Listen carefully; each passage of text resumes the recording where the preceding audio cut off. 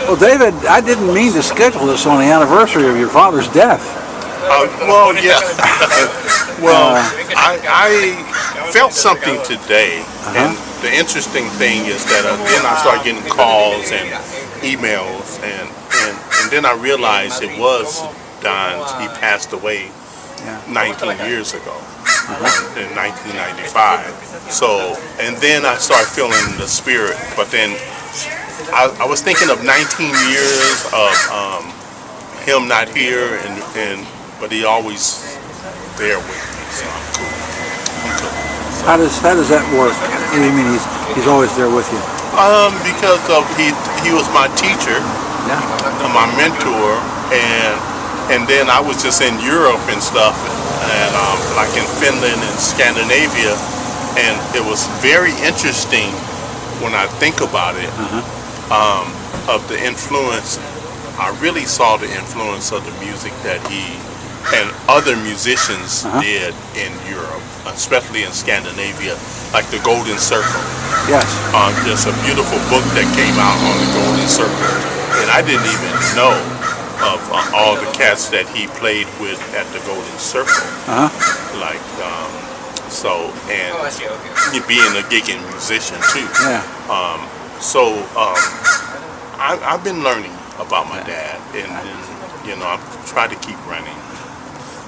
So I'm excited. Well, any day is a good day to remember Don Cherry. Oh yeah, I mean, and I try not to be biased, but I think he's really a bad dude.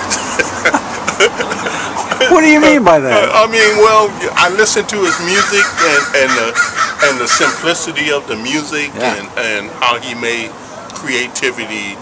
The complication of creativity to being simple. Yeah. That's been my theme this year, and I think he's right there. Yeah. So anybody that out there who don't know Don Cherry, please go and listen to some Don Cherry. Well, I was lucky enough to do an hour on the radio with him around the time he was recording Multiculti. Oh, yeah. Yes. And that was I treasure that conversation. That is exactly the tune I had in my head just this minute. Carlos Ward wrote this, and with the Bob Stewart on the tuba. Yes. So I'm inspired by my dad, and I'm inspired by being back in Portland. So. Where you been? I've been in Finland and also LA, hometown, and Stockholm. And I was blessed enough to go to Finland to work in a residency to work on a piece of mine, composition, art piece, composition art with art and music and writing music. So it's good. Painting? Painting. The music is in the paintings, and I worked with that before, but now I come with the concept that I'm waiting to try to perform this piece, and it's called We Hear Too Fast.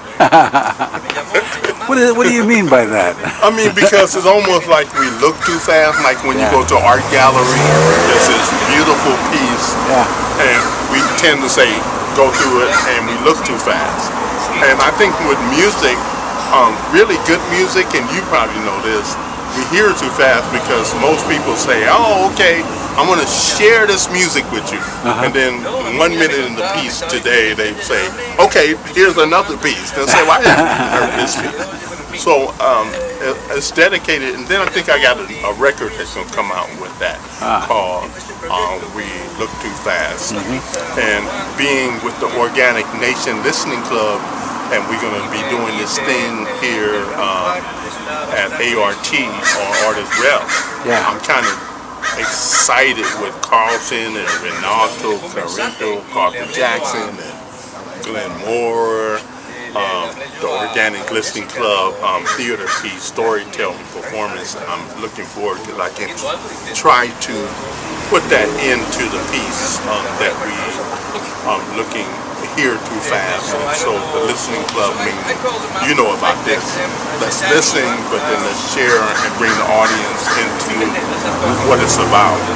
So I'm excited about that. Then I have like these crazy cats like the Cotilly drill community players are going to do some things on it. God's Instrument, a poet from here, he's doing something. Renee Ward is doing a dance. I have the great tech cast. Susan Banyas is doing the directing. Peter West is doing the lighting. And Bill Bowles is doing the set design installation that we're going to put together. And I'm not going to tell you too much about it. Coming out and see it. Yeah. But I think it's going to be an exciting piece. And I got a RAC grant to do this. So I'm excited that I got supported with them and the Oregon Arts Commission. And so this is important thing. So it is a theater piece. Yeah, I think it's in the theater, but I think it's a happening. I think that's much better to say that it's going to be a happening little thing. Yeah. Everybody can be involved in it, and also we can all learn from each other. And you know that. That's what your programming is about, is the teaching and stuff. Who's telling the stories? All of us. Really? The musicians, I'm trying to connect the dots from where it's based on me growing up in this LA scene, but extending it out to the musicians who playing it. And I don't want to go too far into it because I want you to see, but the musicians are telling stories, and everybody is telling some stories. But you did a similar thing a few years back with stories about the monk, the monk. Peonius monk at the Blue Monk, right? And that's where I realized that this may work, to come in and establish, go into what I come from and stuff like that. But yes, you're right, because the monk just reading out of the book kind of, and that concert was kind of magical. And we're going to try to recreate that. So what's the nature of the music this time around? Garage. It's going to be straight. The setting is a garage setting. So we in a Los Angeles garage.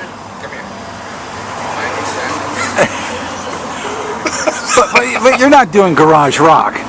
No, because see, the garage rock came later. When I was growing up, we had this certain thing that we called garage music, but it wasn't the rock music. I'm glad to hear that.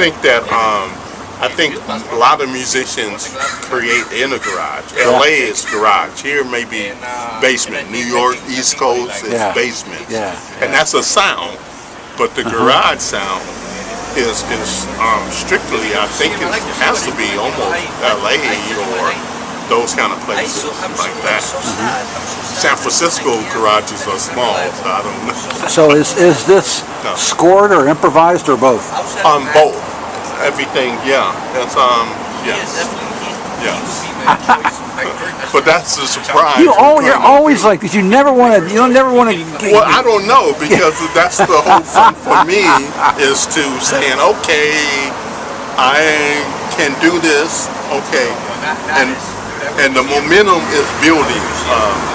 Susan Banyas has said that in one of her pieces, that we're trying to build up the momentum to come and create something. Yeah. And I have the perfect ingredients for this gumbo, and then the audience will be the filet. So. Well, I'm sure it's going to be fascinating. You just was in New Orleans, I know. I'm sure it's going to be fascinating because your performances and your music always are. All of the information about when and where will be on the page here. Yes. Good luck, man. I want to come see that. Yeah, please. All right. You're my guest. You're going to be my guest. Well, thanks for your time. Got to dig it.